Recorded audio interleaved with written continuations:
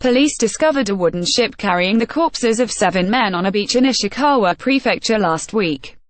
Inside the boat they also found a badge with the likenesses of North Korean leaders Kim Jong-il and Kim Il-sung, along with a cigarette box with Korean letters, officials said. The ship found in Ishikawa was the first in 2018 found carrying dead bodies, though 8 other vessels have also washed up. On the same day, a man's body was also found on the same beach, about 15 meters away from the boat. Desperate times. It is believed the vessels are coming from North Korea, based on markings and belongings found on the boats, as well as a handful of crew who have survived.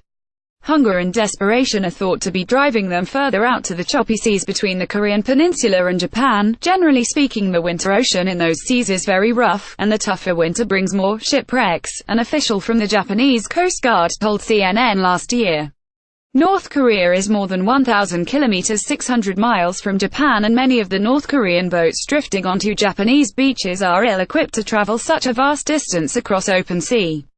Some experts argue that the surge in ghost ships is tied to new pressure from the North Korean government, which may be prompting fishermen to go dangerous distances to haul in their catch. Fish are a vital resource for North Koreans because they are the cheapest source of protein and they can sell it to China for cash, said Ma Chang-mu, a senior researcher at the Korea Maritime Institute in South Korea. According to the Korea Institute for International Economic Policy, North Korean seafood exports to China surged 88% in the first half of 2017, compared to the same 6 months in 2016. Another factor may be overfishing in North Korean coastal areas.